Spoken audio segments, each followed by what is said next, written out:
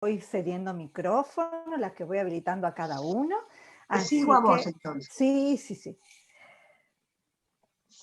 Apagar el teléfono. No es momento. Ah, está Betty, qué suerte. Ah, qué bien. Nuestra amiga.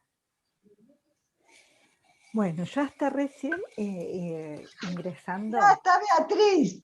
Inscribiendo. Claro que sí, claro que sí. Por supuesto que está Beatriz.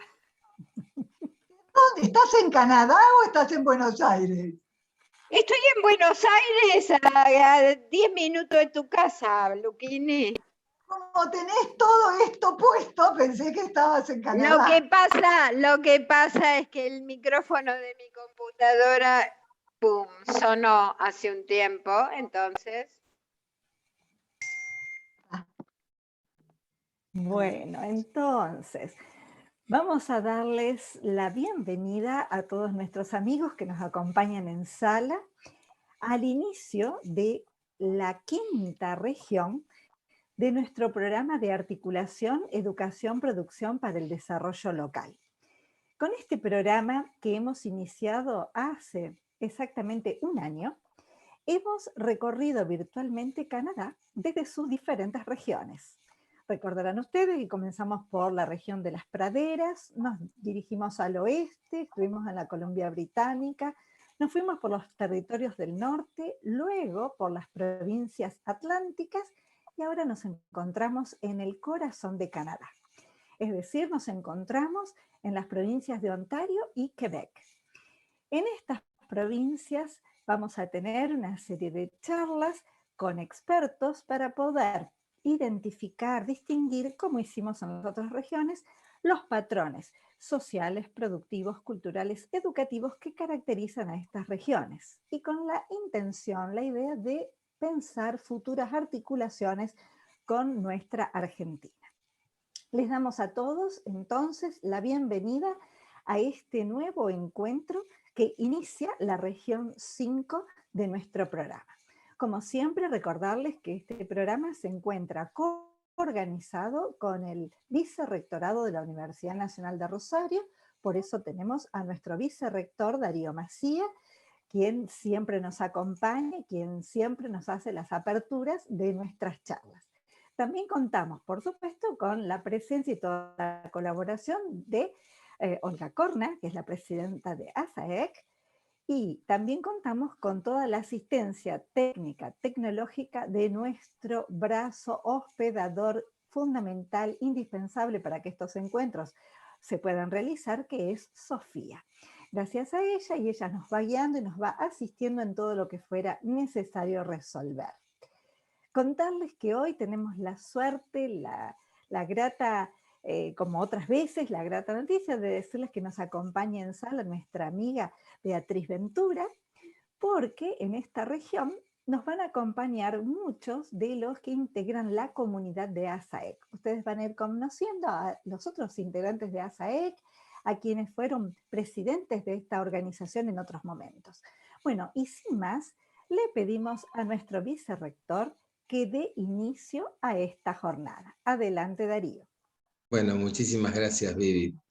Me quedé reflexionando cuando dijiste un año. La verdad que si uno lo piensa, parece que fuera muchísimo más tiempo por la dinámica que venimos teniendo. Y por supuesto, nuevamente agradecerles a todos los que nos acompañan porque esta dinámica no sería posible si ellos no estuvieran con nosotros. Cristina, un gusto, un placer, un honor que nos acompañes en el día de hoy. Por supuesto, para nosotros como universidad, esto es una actividad que llevamos junto con ASAEC y realmente nos interesa profundizarla y cada vez darle más volumen académico e institucional, porque en realidad nosotros lo que buscamos de esta manera es conocer, aprender de muchas situaciones que nos pueden dar en todas estas regiones que estamos recorriendo. Y como siempre digo, agradecerles muchísimo al auditorio que permanentemente nos acompaña y si alguna de las jornadas no se dan, nos consultan. Hoy tenemos a SAEC, por ejemplo, ya martes y jueves de encontrarnos a conversar y aprender, se ha hecho algo cotidiano. Así que bueno, muchísimas gracias. Por lo que entendí recién estás en Buenos Aires, ojalá que algún día que estés por Rosario podamos compartir en la oficina del vicerrectorado, en la planta baja de nuestro rectorado de Córdoba 1814, donde hoy comparto ese mismo lugar con la gente de ASAE, que estamos en la planta baja. Bueno, una reunión para conocernos y charlar un poquito más, y como digo siempre yo, podemos compartir un café. Muchísimas gracias, un placer, un honor que nos acompañes en el día de hoy, y seguramente nos permitirás conocer montones de situaciones y temas que normalmente para muchos de nosotros, hablo en forma personal, yo soy odontólogo, Cristina, y esto para mí es todo un mundo nuevo de lo que estoy aprendiendo muchísimo, interesándome muchísimo de lo que tiene que ver con cada una de las regiones de Canadá. Un placer y muchísimas gracias. Muchas gracias, Darío. Muchísimas gracias, Darío, por darnos el inicio a esta nueva jornada. Agradecerles a todos nuestros amigos que están en el auditorio, que como siempre nos saludamos por el chat, y que nos recuerden la procedencia, para contarle luego a Cristina la procedencia de todos, para que ella comprenda lo federal de este programa. Bueno, ahora, sin más, le cedemos el micrófono a nuestra presidenta, Olga Corna, para que haga la presentación de nuestra disertante de esta tarde. Gracias, Vivi. Bueno, para nosotros es un placer. Quiero agregar un especial saludo a Beatriz, que inicia siempre nuestras charlas y que nos acompaña en la medida de sus posibilidades, porque el trabajo siempre es arduo, sobre todo en la parte cultural de la embajada. Y agradecer la presencia entre nosotros de Gustavo Infante, que es el cónsul argentino en Canadá. Gracias, Gustavo, muy amable. Para nosotros un doble orgullo, no solo porque nos acompaña hoy, sino porque es rosarino, se recibió en la Facultad de Ciencias Políticas y Relaciones Internacionales. Un gustazo saber que en Toronto hay un rosarino haciendo lo que debe hacer, digo, no otras cosas. Y agradecer, Cristina, que hayas aceptado darnos esta charla. Primero quiero comentarles a todos que Cristina fue directora del Centro Canadiense de Buenos Aires y luego tuvo la presidencia. Y en la presidencia de Cristina, la Asociación Argentina fue pionera en algunos temas que hoy ocupan la agenda de muchos países. Recordarás, Beatriz, que se hicieron, comento Beatriz porque siempre fue, digamos, quien apoyó esto, hicimos interesantísimos congresos sobre el tema de género, sobre el tema de cambio climático, sobre el tema del agua. Estoy hablando de estos grandes temas que hoy parecen preocupantes para todo el mundo, y de hecho lo son, pero estoy hablando de casi 15 años atrás, poniendo estos temas al tapete y en discusiones muy interesantes. Como haber hecho también toda una cuestión que tenía que ver con estudios canadienses y universidades visitándonos para compartir programas, para compartir experiencias. Así que saludo en Cristina a todos nuestros becarios y a todos los que trabajaron con nosotros, pero Cristina fue una presidenta de ASAE que para nosotros fue muy importante todas las actividades que se realizaron.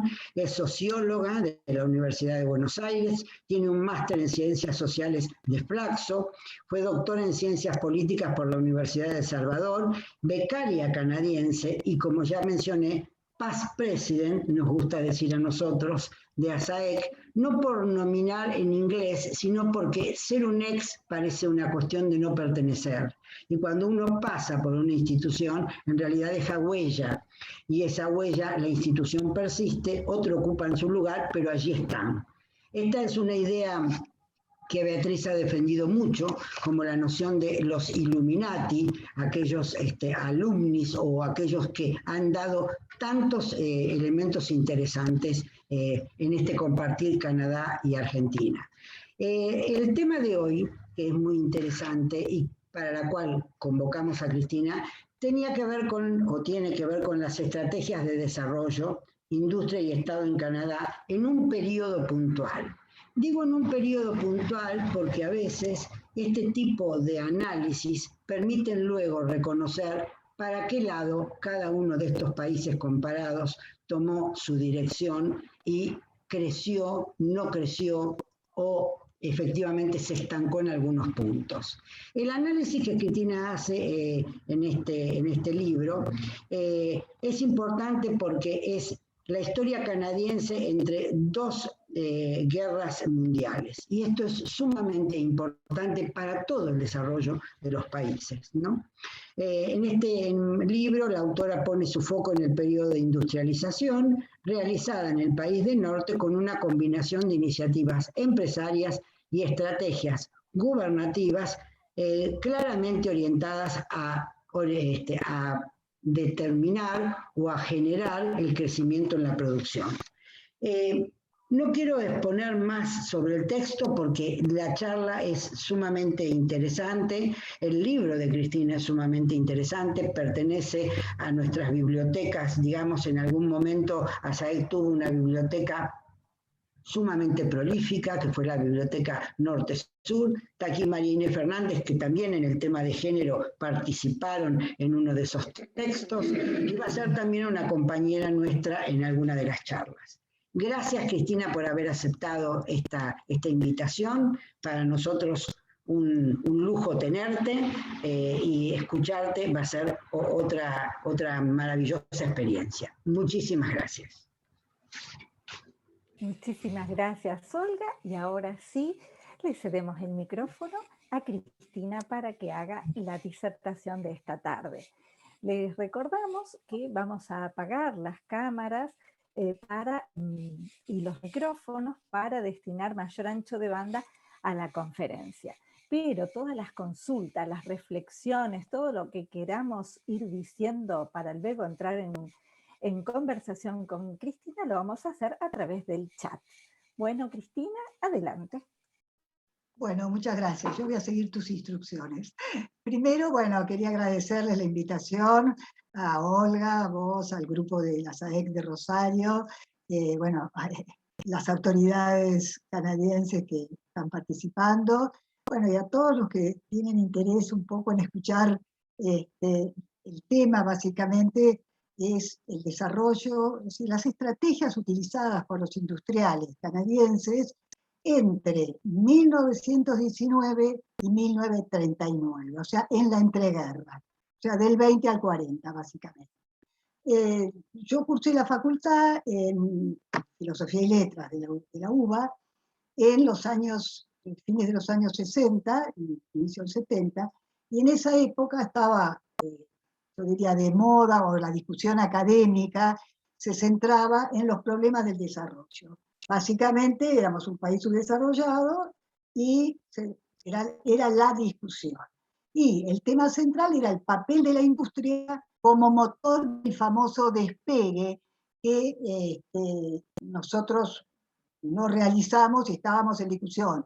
Canadá lo estaba realizando, cómo lo había realizado, cuáles eran las estrategias y si la industria era o no el motor para el desarrollo económico del país.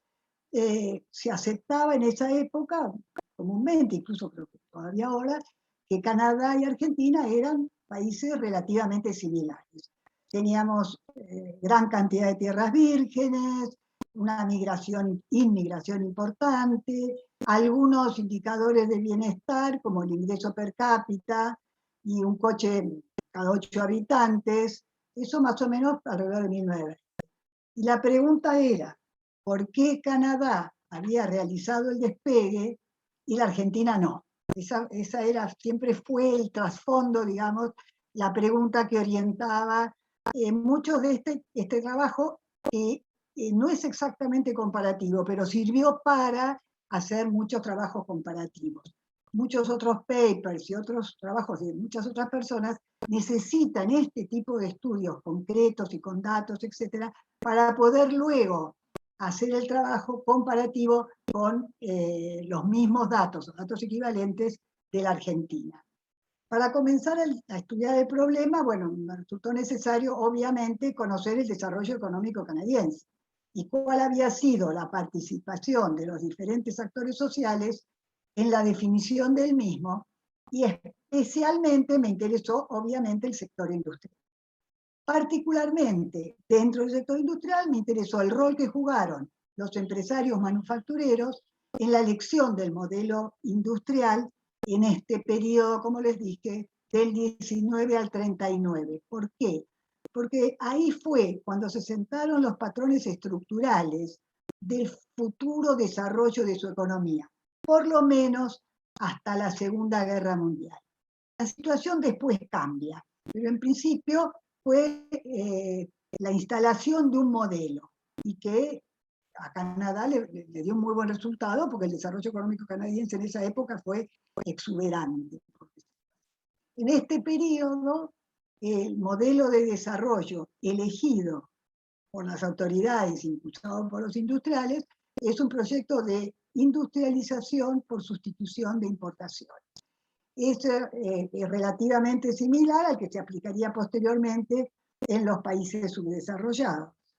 Es decir, las características puntuales del ISI, que es Import Substitution Industry, es básicamente que se producía, estaba orientado hacia el mercado interno, se producía principalmente para el mercado interno, se aplicaban a las aranceles altos a la entrada de los productos extranjeros y casi siempre se utilizaba tecnología extranjera, con capitales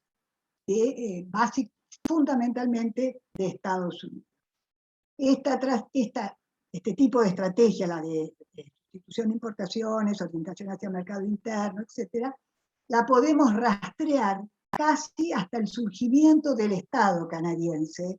El Estado se conforma en 1867 y el gobierno fija en 1879 lo que llama la Política Nacional de Aranceles, National Policy of Tariff.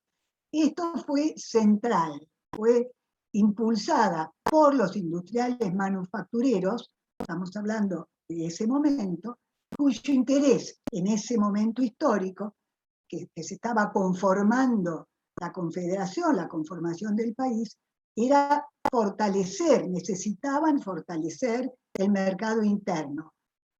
Fundamentalmente, el propósito era crear empleo. ¿Por qué? Porque Estados Unidos ya estaba avanzando y había temor a la anexión de partes de Canadá a los Estados Unidos.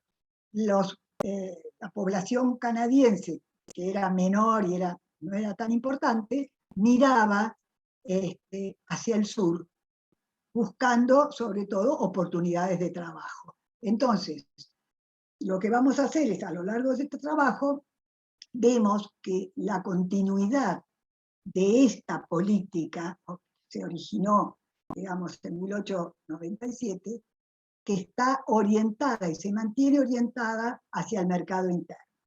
Tuvo que ver, en general, con los empresarios. ¿Qué era lo que los empresarios de las firmas subsidiarias eligieron?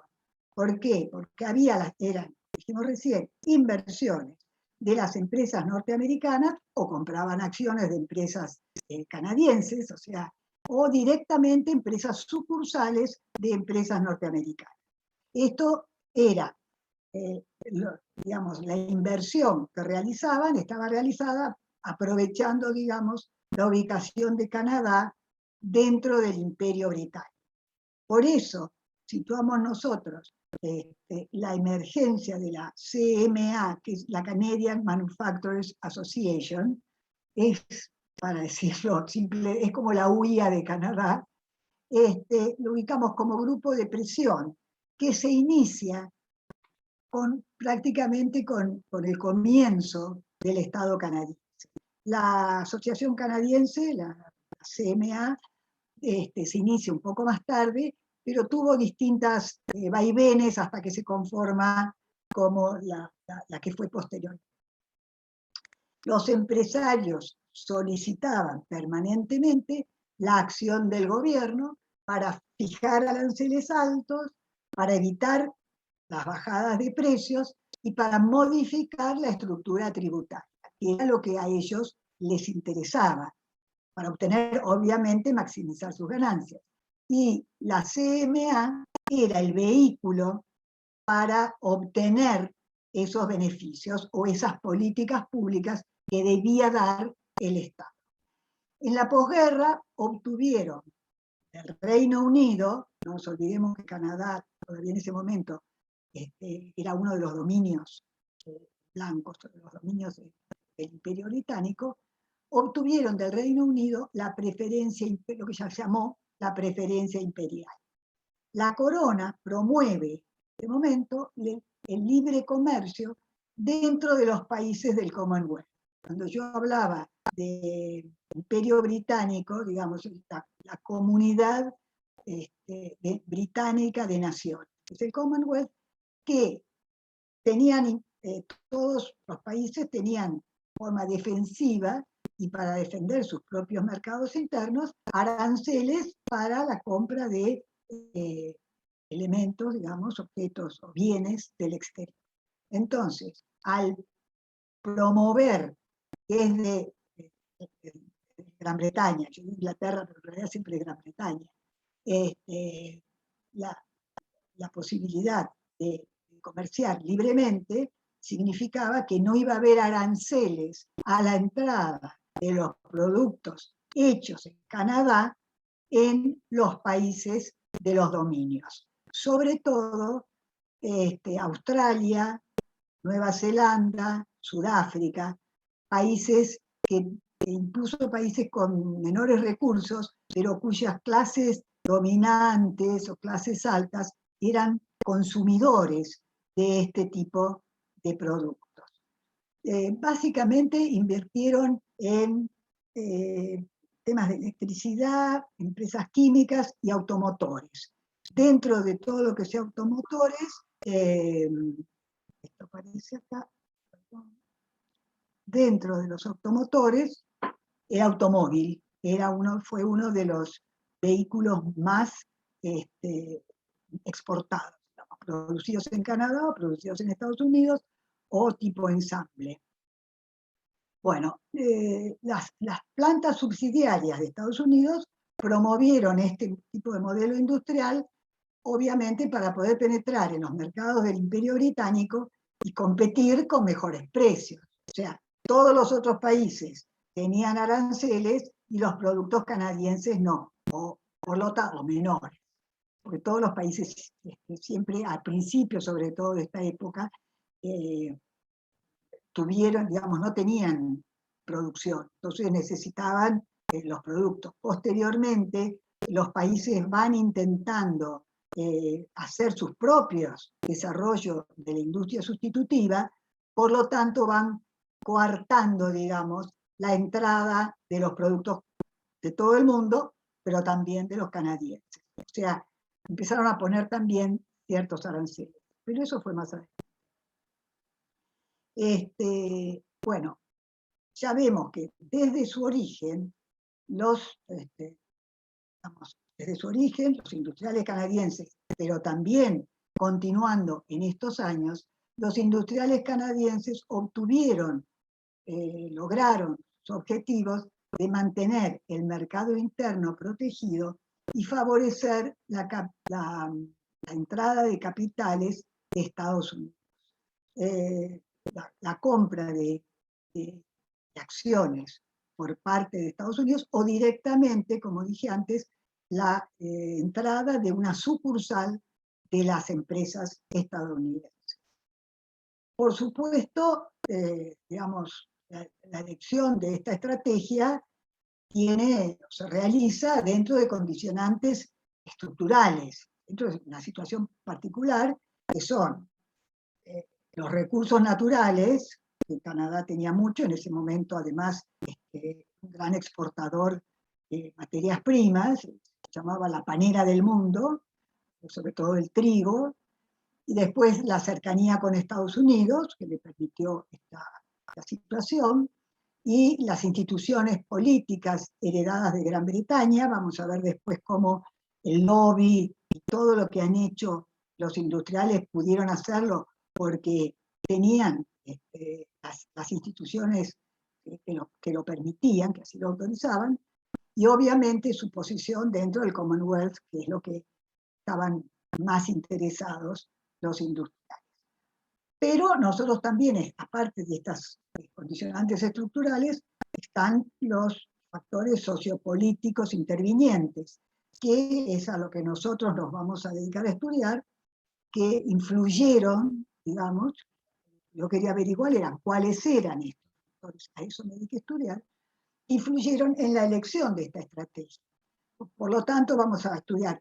Yo no voy a hablar de todo en esta charla porque son muchos y el libro es largo, pero vamos a ver, reviso la actitud y la actuación de los diferentes actores, de las élites, de los sectores gobernantes, de los distintos partidos. Hay partidos más conservadores, hay partido liberal, algunos más de acuerdo y apoyan aranceles altos, otros apoyan otros sectores, etc. Eso es lo que vamos a ir analizando y viendo.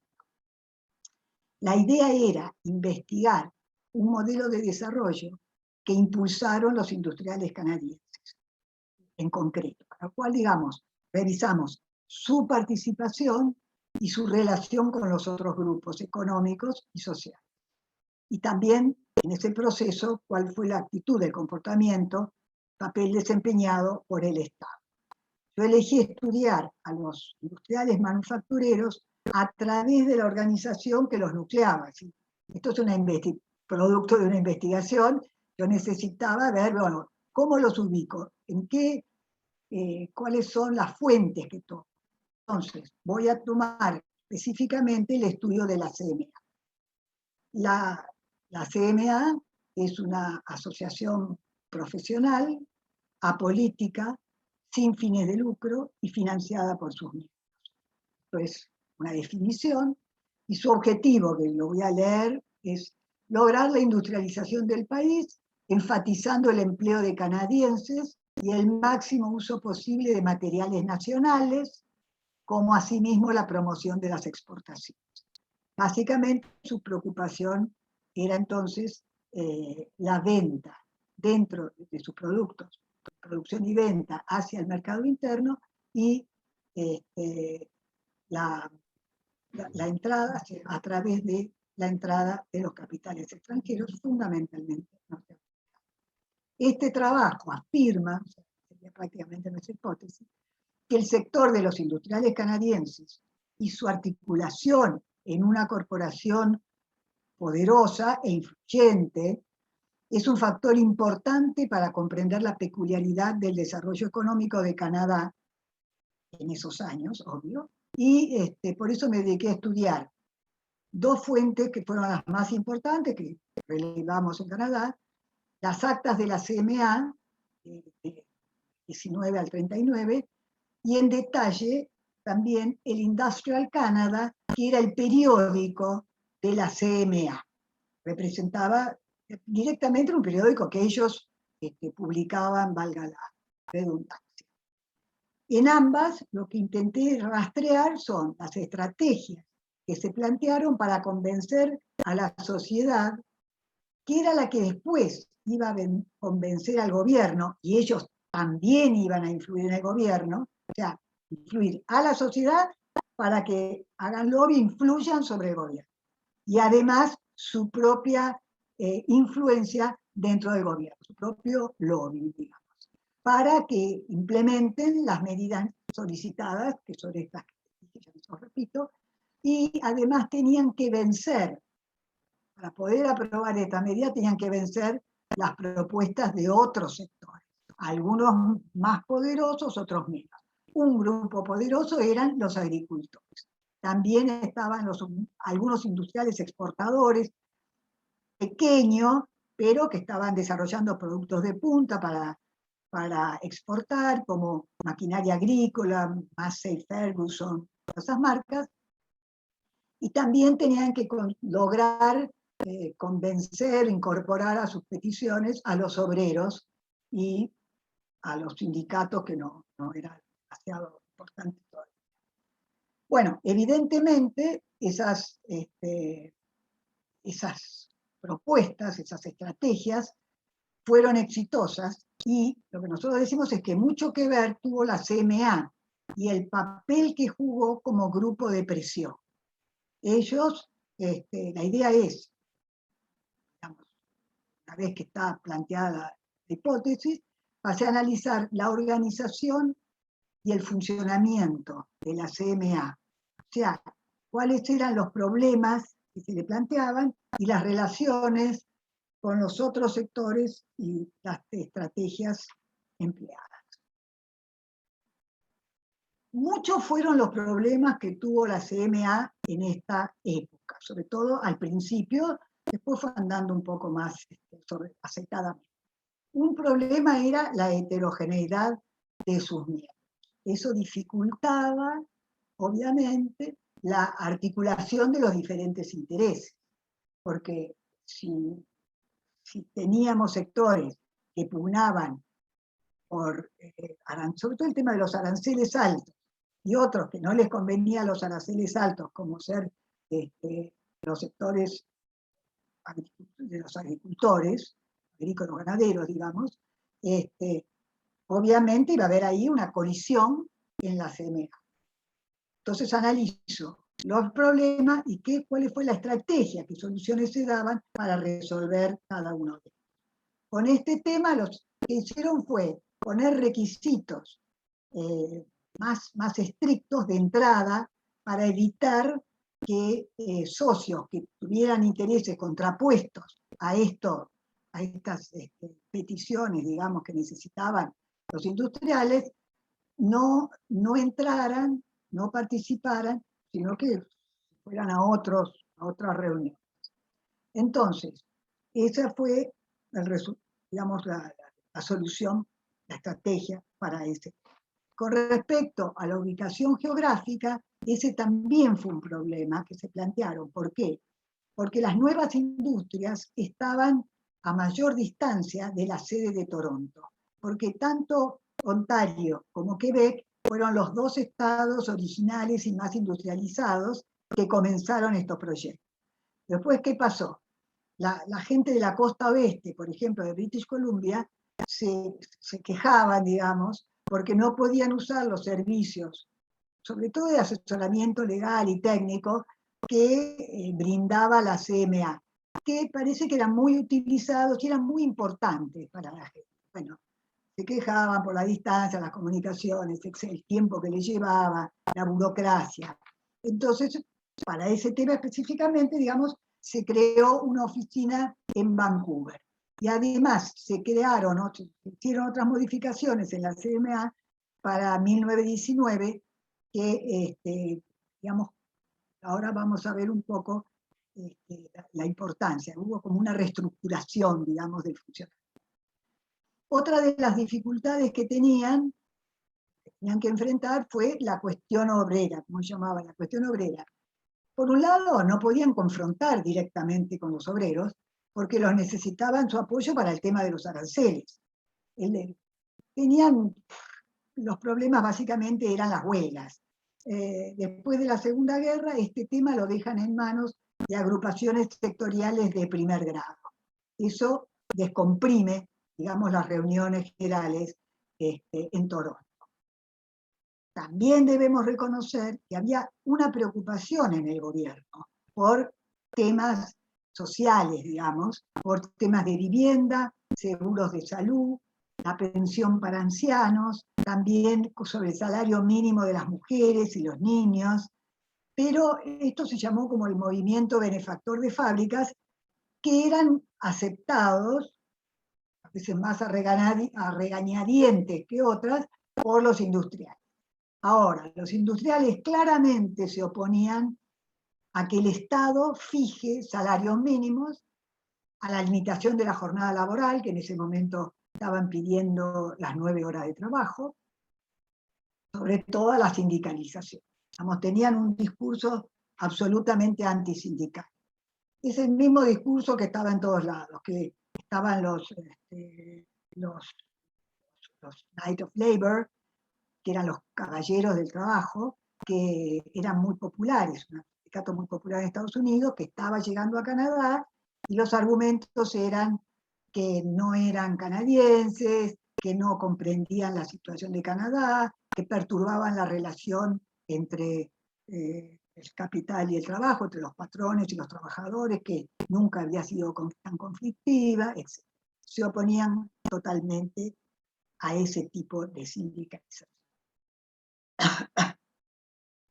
Bueno, también estaban otros grupos organizados, no tanto como los industriales en la CMA, pero eran grupos pesados, podríamos decir, importantes, poderosos, que eran los agricultores. Y los agricultores cuestionaban este modelo porque decía que, bueno, primero les aumentaba el precio de los artículos industriales al consumidor. Y además el tema de los aranceles altos les dificultaba también el acceso al mercado exportador. Y la CMA, otra vez, trataba de no ponerse en contra de los agricultores. Era un grupo demasiado importante. Y además los necesitaban. Por lo pronto, no tenerlos totalmente en contra. Argumentaban que el proteccionismo no atacaba la producción agraria, que más bien la favorecía, que aumentaba la demanda nacional, que bueno, que el proceso de urbanización que que acarreaba el desarrollo industrial, impulsaba la producción industrial, la producción rural. Entonces, trataban de pelear frente al Estado dos posturas que los industriales trataban de que no fueran totalmente contrapuestas, no tenerlos agresivamente en contra. Incluso tuvieron que vérselas con un partido industrial que surge en el oeste, que se llamó el Progressive Party, que incluso llegó a Ottawa, llegó al Congreso y a tener bastante peso. Y eso les causó bastante perjuicio, pero bueno, con el tiempo fue un sector que se fue desdibujando, digamos, tuvieron como una burbuja y después se fue calmando. Como vemos, la complejidad de los ámbitos en los que debía actuar la CMA obligó a esta reestructuración que yo les contaba en 1919, que obligó a dividir las tareas. Primero, una de las cosas que hicieron fue crear divisiones para controlar, o sea, que controlaban a las sucursales, que era donde se debían resolver los problemas locales. La idea era resolver los problemas locales en ese nivel, y a lo sumo que las divisiones tomaran parte. Y en 1919 sucedieron dos cosas muy importantes, que fue, se concentró el liderazgo de la asociación. O sea, se nombró un funcionario profesional permanente como gerente general, encargado de la gestión. Y además, el presidente, que había sido hasta ahora, digamos, siempre, fue que quedó como un vocero frente a la opinión pública. Yo me preguntaba, ¿cómo protesta mucho la opinión pública? Pero es una opinión pública muy fuerte, donde le escribían, digamos, si tenían si aumentaban de precio los automóviles, o los industriales de las empresas que estaban en Canadá, pero que eran de capitales estadounidenses, aumentaban los costos y aumentaban los precios al consumidor, bueno, todos escribían al miembro del Parlamento, a su senador o diputado, y los miembros del Parlamento actuaban sobre los ministros, se gestaba todo un movimiento acerca de la opinión pública. Por lo tanto, era importante. Y la otra cosa que sucedió fue que, bueno, hubo como esta reorganización y esta profesionalización facilitó de alguna manera la estabilidad en las decisiones. Permitió que se dedicaran a otros temas, aceptaron los mecanismos de lobby y propaganda, y se orientaron más también hacia el asesoramiento técnico y legal, que era muy demandado, como ya les comenté.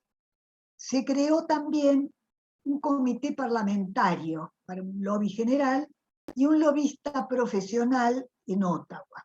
Todo esto no lo tenía, fue parte de la reestructuración. Bueno, nosotros tomamos, digamos, el grupo de presión como un grupo de personas en el ámbito de la sociedad civil que tenían o tienen intereses comunes, materiales, culturales, ideológicos, y que para conseguir sus beneficios o sus objetivos actúan sobre el aparato del Estado en una forma directa o más indirecta a través de la opinión pública, como fue en el caso de la CMA. Generalmente los grupos y los organismos de masa, ya sabemos, quedan en gran importancia al Parlamento, como una vía de acceso a las decisiones del gobierno. Y era muy importante entonces el lobista que tenía que tener estas relaciones con los miembros del Parlamento. Tenía que dedicarse fundamentalmente, solamente, digamos, a eso.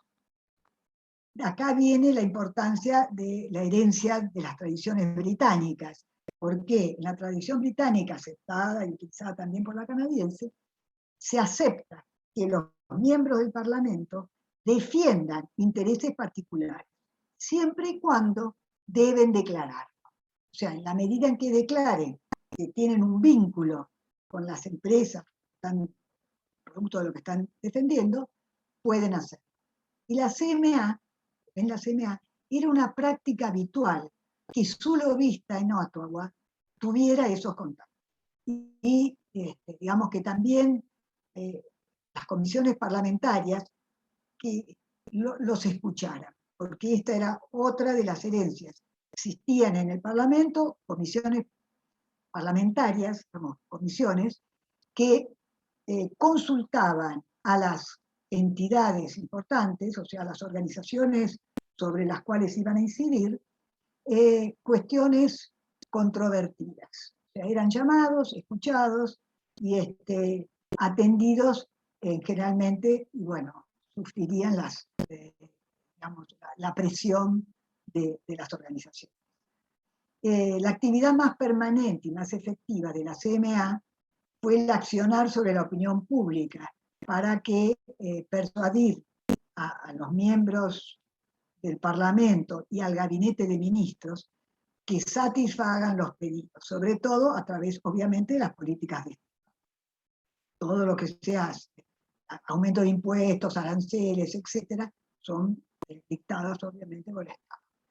En este tema, digamos, la CMA o los industriales a través de la CMA, digamos, han tenido mucho éxito logrando sus beneficios, ayudado también por la otra fuente de la cual yo estuve trabajando mucho, que es el periódico del Industrial Canada, que en ese momento por lo menos era un periódico muy importante y muy prestigioso dentro de la sociedad. ¿Cómo se realizó esta influencia, digamos? Entonces, para averiguar cómo esto, rastreé las estrategias que se plantearon los industriales, pero a través de la CMA siempre, para influir en el gobierno a través de la sociedad, y esperando que la sociedad le demande al gobierno. También, digamos,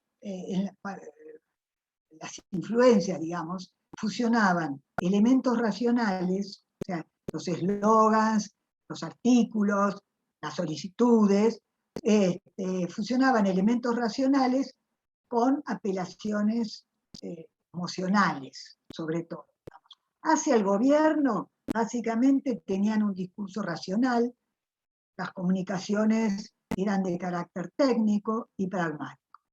Pero hacia la opinión pública, y para ellos era muy importante, incidieron mucho y trabajaron mucho, las apelaciones eran de tipo emocional, apelaban al ser canadiense, al imperio, a la ayuda al imperio, la nación, la provincia, se aprobaron, digamos, se apropiaron, si se quiere, de valores compartidos, valores culturales, como la famosa secesión hacia los Estados Unidos o la anexión, la tradición de más de 50 años colaborando para beneficio del Canadá, para el desarrollo del país, para colaborar y ayudar al imperio, y además eran épocas donde Gran Bretaña, después de la guerra, había quedado dañada, dolida, y había muchos mercados que había dejado y había abandonado. También Alemania.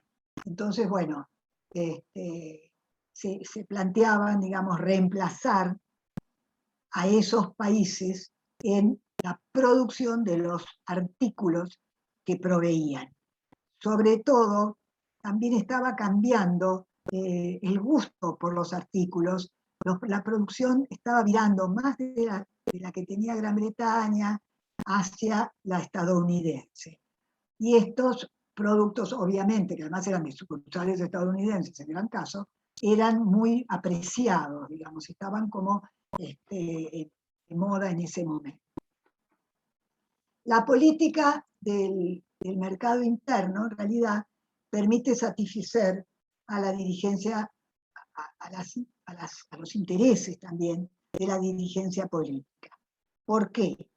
Porque en general la inversión extranjera favorece la instalación de las fábricas rápidamente, digamos, eso da trabajo a los obreros, que siempre el empleo es un objetivo importante para el gobierno, para la CMA, para los industriales.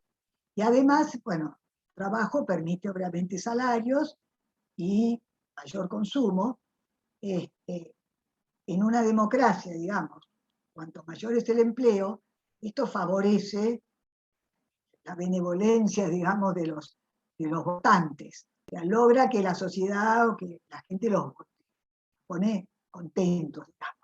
Y entonces, a este éxito de la CMA, digamos, de lograr imponer sus intereses, contribuye también cierta coincidencia con los deseos de la CMA y la necesidad de la clase política. O sea que en esa época nadie dudaba de los beneficios de esta política. Digamos, podría haber cierta diferencia entre los liberales y los conservadores en cuanto al grado de procesamiento en Canadá que debía exigirse a las subsidiarias. Pero al país le iba muy bien, y los sueldos eran altos, había digamos, una parte importante, no digo pleno empleo, pero había, prácticamente no había desocupación, y esto promovía una actitud positiva y optimista frente al futuro. O sea, en esto ayudó la CMA muchísimo. Su permanencia en el tiempo, contar con una burocracia entrenada, su organización nacional, su capacidad de lobby, que fue muy importante, su flexibilidad y adaptación, que iba respondiendo a cada uno de los problemas, incluso territoriales, geográficos, y también colaboró el prestigio de su periódico, digamos, el Industrial Canada. Digamos, nosotros, digamos, por lo tanto, digamos, decir que la capacidad de presión del grupo industrial, yo diría coadyuvó, para no hacer una cosa muy tajante, coadyuvó al triunfo de sus propuestas, imponiéndose incluso sobre grupos poderosos, pero menos organizados. Yo no sé si decir sobre grupos más o menos poderosos, pero los sectores agricultores son y eran sobre todo en ese momento también muy importantes, eran muy poderosos. Por lo tanto, bueno, la idea nuestra es concluir, digamos, que los industriales reunidos en la CMA fueron eficaces, muy eficaces, en influir sobre el Estado, definiendo el perfil económico del país en esos años. Hasta acá es el pantallazo general del trabajo. Solo les quería contar dos cosas. Una es una anécdota. La otra es un comentario sobre un paper que escribí antes, que muestra un poco cómo funcionaba. Vamos a empezar por el paper. Y para mostrar un poco todo esto, hay un trabajo que realicé sobre los industriales de las automotrices, específicamente en Canadá, en este periodo. Uno observa cómo Ford, Chevrolet, General Motors, se van, apenas logran el permiso, digamos, para exportar hacia el imperio, instalan sus empresas, sus sucursales, o compran las acciones subsidiarias, y comienzan a exportar a los países del Commonwealth. por supuesto, necesitan para esto el apoyo del Estado y de Gran Bretaña. Consiguen el apoyo, consiguen la licencia imperial, digamos, y primero con el gobierno liberal de King, luego con el conservador de Bennett, en este periodo logran un negocio muy fructífero. Como decía antes, era un modelo que contentaba a todos. Ahora, también hubo abusos, por ejemplo en este caso, entonces lo que el gobierno liberal de King, más que el de Bennett, exigió un mínimo, primero un 25%, luego más, de trabajo del imperio o de incorporación de contenido canadiense. ¿Por qué? Porque terminó siendo, al principio, digamos, de la imposición y que entraban los capitales, etc., ¿qué hacían? Entraban en forma más económica las autopartes. Entonces, no les convenía exportar autos estadounidenses a Canadá, porque salían muy caro para el consumidor canadiense. Entonces, ¿qué hacían? Exportaban partes prácticamente ensambladas. Era una industria de ensamble casi. Pero daba trabajo y se producían algunas partes, en el caso de las autopartes, en Canadá. Pero el motor y las partes más importantes, los desarrollos tecnológicos, todo sucedía en Estados Unidos. Entonces, en un momento determinado, creo que en el 26, King dice no. Acá se termina esta liberalidad dentro de los países del Commonwealth si no hacen por lo menos primero es un 50% de contenido canadiense. Entonces, bueno, comienzan los problemas porque Ford ya tenía un 50%, tenía un 75% de contenido canadiense, está encantado de que se suba al 60%, proponen, pero las otras automotrices nada, si tenían el 30, el 35% de contenido canadiense, entonces protestaban. Entonces, frente a la protesta, el gobierno negociaba, o sea, trataba de conciliar. ¿Qué pasaba? Posteriormente, digamos, los países se quejaban de que abusaban de esta ganancia, digamos, de no tener que pagar aranceles en los países de los dominios, y se quedaban con toda la ganancia, no bajaban los precios al consumidor. Entonces, bueno, los gobiernos tenían que hacer malabarismos, digamos, para ir contentando a un grupo a otro. No había un dominio de un grupo, una captura del Estado por ninguno de los grupos. Eso era lo que quería remarcar. Específicamente estoy hablando de esta industria porque la estudié después en profundidad. Bien, la anécdota que tengo unos minutos, que quería contar es, yo llegué a Canadá y para hacer la investigación, voy a la Biblioteca Central en Ottawa, que paso les digo que es impresionante y es maravillosa, y le explico a la persona que me atiende, al bibliotecario, le digo, mire, yo necesito revisar todas las actas de la CMA de 1919 a 1939, que era un montón. Entonces el muchacho me explica que, bueno, que están liberadas, digamos, hasta el 40, están liberadas, pero están juntadas, digamos, están en un bibliorato con las que están del 40 al 60 también. Entonces no me puede dar el bibliorato con 20 años que no están liberados al público.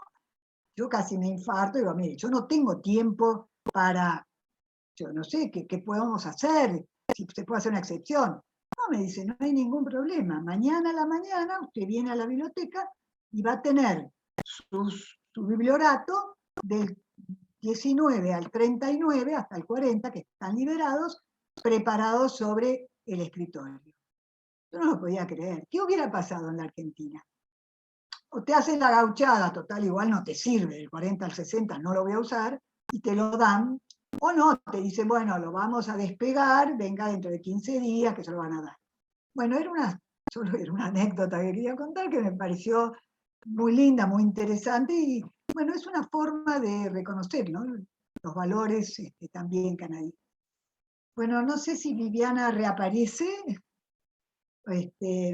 Claro que sí, acá ¿Alguien quiere hacer estamos. alguna pregunta? Con todo gusto. Interesantísima toda tu exposición.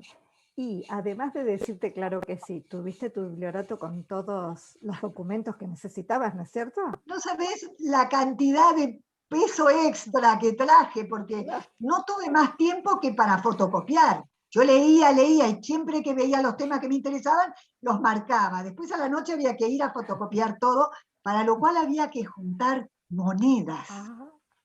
Cantidades de monedas para poner para las fotocopias, las me máquinas. funcionaba toda la noche. Pero bueno, Genial. salió bárbaro, gracias a una de las becas que tuve, de las que Beatriz conoce, Olga, por supuesto, y Viviana también.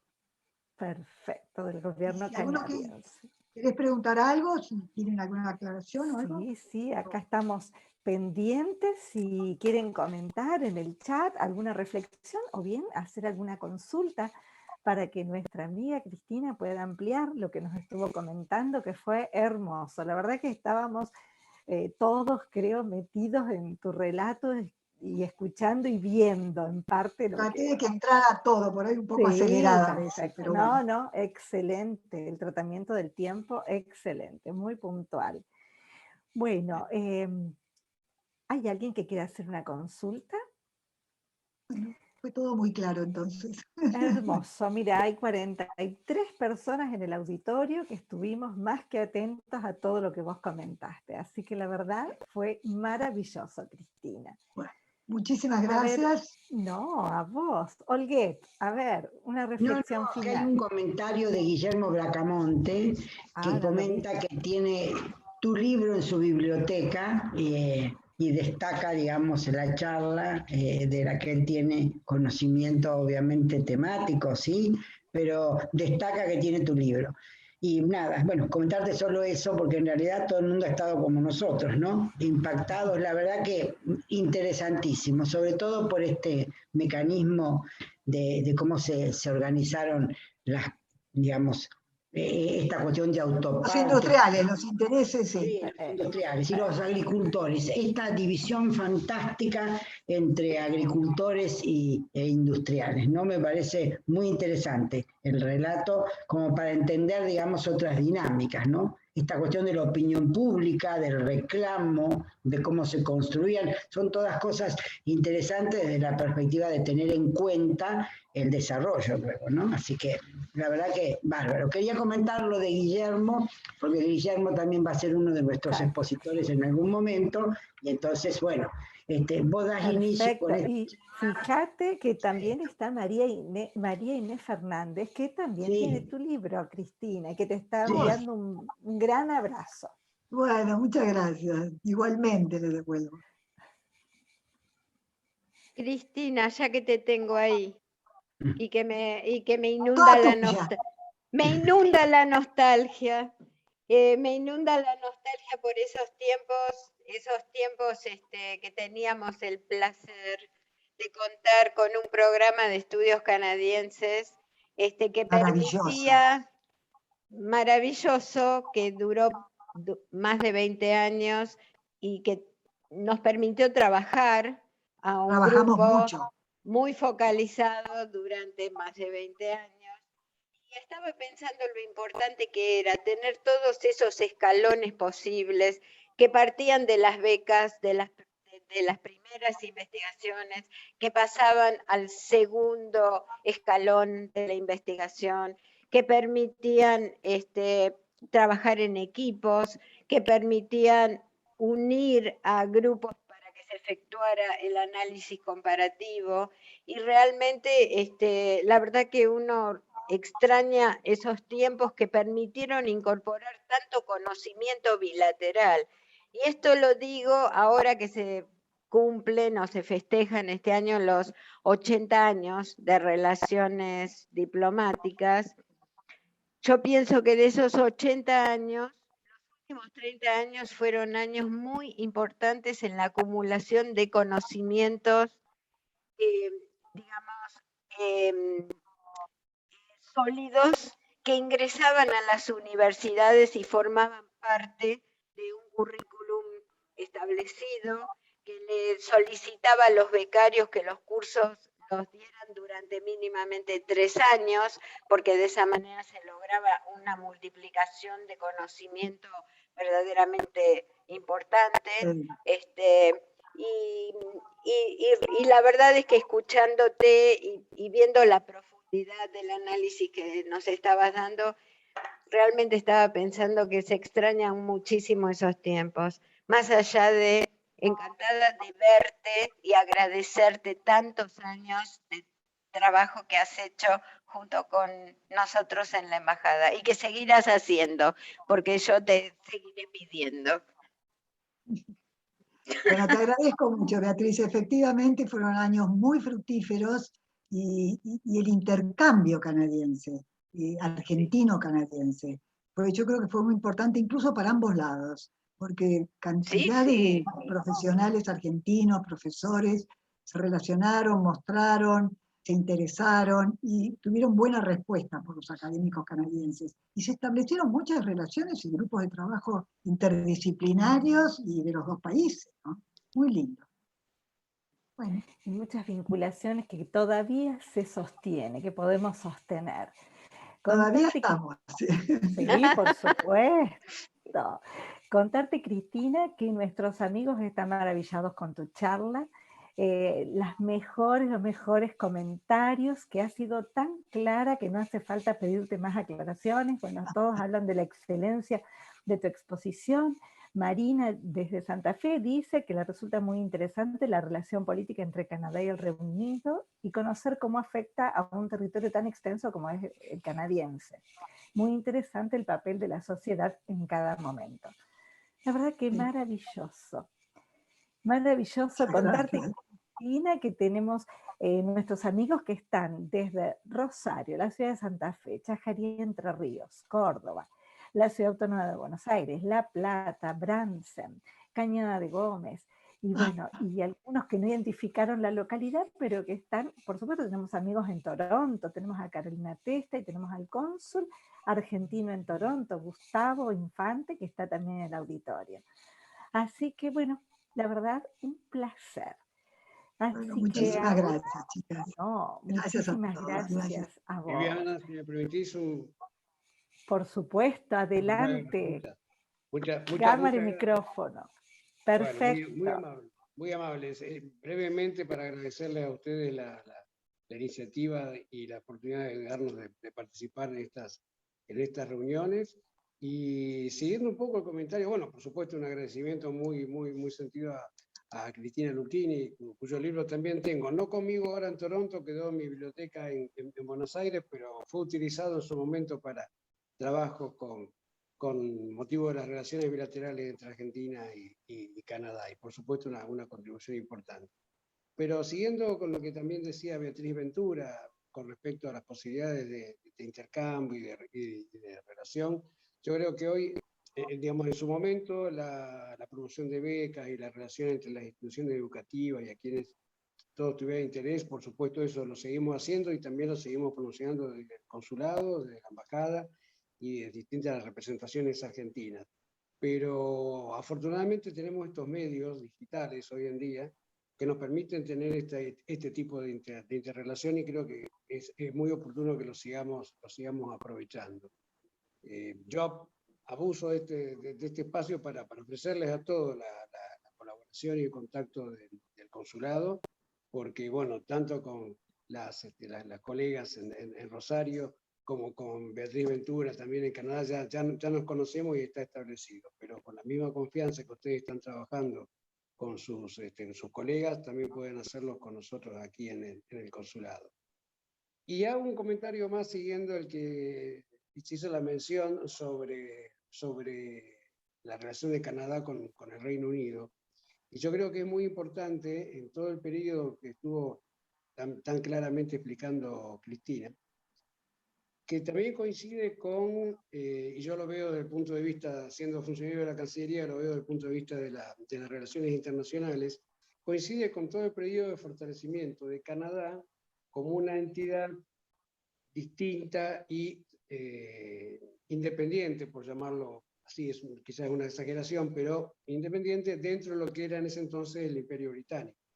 porque después de la Primera Guerra Mundial, Canadá y Australia, por la contribución que habían hecho a la victoria aliada, son reconocidos como participantes individuales en las conversaciones de paz en Versalles. Van a ser después también admitidos como miembros distintos al Imperio Británico dentro de la Liga de las Naciones, que es el antecedente a las Naciones Unidas, y después se va a concretar en 1931 con el Estatuto de Westminster, el cual le reconoce a los dominios del imperio la autonomía para poder justamente llevar adelante toda la política internacional. ¿Y por qué esto es importante? Porque durante todo ese periodo, e inclusive ya de antes, entra en juego la relación de Canadá con los Estados Unidos. Y es ese un poco el motor que fue llevando todo ese desarrollo también, porque justamente, como explicaba Cristina, la inversión estadounidense en Canadá fue consolidando ese patrón y una relación que era distinta a la del Reino Unido. Así que para quienes estén interesados en analizar la relación entre Canadá y el Reino Unido, reserven un espacio muy importante para verla también con Estados Unidos, porque es una suerte de triángulo, si es un triángulo rectángulo, el ángulo de 90 grados es la relación entre Canadá y Estados Unidos. Y es interesantísima porque realmente perdura hasta el día de hoy y va a perdurar en el futuro también. Pero no quiero abusar más del tiempo. Muchísimas gracias por toda la presentación, realmente fue muy, muy interesante. Muchas gracias a vos, Gustavo, por acompañarnos, por abrirnos con tu generosidad que te caracteriza, que Carolina Testa lo está también destacando en el chat. Así que seguramente habrá más de un compañero, un amigo que va a querer acercarse más al consulado argentino en Toronto para ver otras posibilidades de interacción. Bueno, en esta tarde que es maravillosa, que nos sentimos más que halagados con todas estas exposiciones, bueno, vamos a ir dando paso al cierre, si no queda ninguna otra reflexión u otra cuestión para comentar. Bueno, entonces le vamos a ceder el micrófono a Olga Corna para que haga el cierre de esta tarde y luego a nuestro vicerrector. Adelante, Olga. Micrófono, Olguet, estás muteada. Muchísimas gracias, Cristina. Realmente un lujo la charla para ubicarnos desde otro lugar en estas producciones que se han hecho. Y quería comentarte que más allá de lo que nos dice Beatriz y de todo lo que nosotros vivimos, tenemos ahora la oportunidad de retomar muchos de esos trabajos. Tenemos un vicerrectorado que apoya muchísimo esta cuestión y que además hay temas que los ha tomado como propios en proyectos comunes, ¿no? Y esto es muy importante. Agradecerte esta intervención que ha sido realmente fantástica. Como buena académica, los tiempos son tiempos y así estuvimos. Gracias, Beatriz, por tu compañía. Gracias a todos. Hemos tenido 43 personas, 44, yo no soy de decir números, pero realmente después de un feriado largo, que la gente esté acompañándonos en una charla como esta, es toda una maravilla. Gracias a la gente que desde Canadá nos acompaña y gracias a los propios, que somos el auditorio fiel que todo martes y jueves nos acompaña. Así que muchísimas gracias. Un gusto verlos. Y nada, es una alegría enorme poder compartir todas estas cuestiones que para nosotros han sido tan interesantes en su momento y que han aportado a un conocimiento bilateral tan importante. Gracias. Gracias, Olga. Gracias a todos. Un último comentario. Tenemos en el auditorio a Marina que le pide a Gustavo que va a aceptar si le puede facilitar bibliografía para profundizar estas relaciones internacionales de Canadá. Así que en otro momento nos vamos a poner en contacto para que bueno, Gustavo pueda organizar, pueda sugerir esta bibliografía. Bueno, y ahora le damos el paso a nuestro vicerrector para que haga el cierre de esta tarde. Adelante, Darío. Bueno, gracias Vivi, gracias Olga.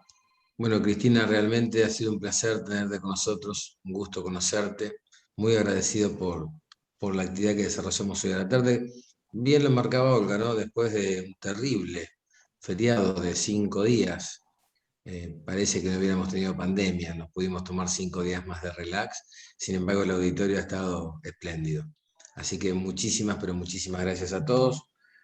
Contarte, Cristina, que nosotros tenemos una forma muy particular de cerrar estas actividades que ya tienen un año, de estos martes y jueves juntos, donde, por supuesto, me corresponde agradecerles a Olga, Viviana y a Sofía, porque pudimos llevar adelante una actividad más y bueno, Olga, Viviana y Sofía, nos vamos. Hasta la próxima jornada y muchísimas, muchísimas gracias. Hasta el jueves. Chau, chau.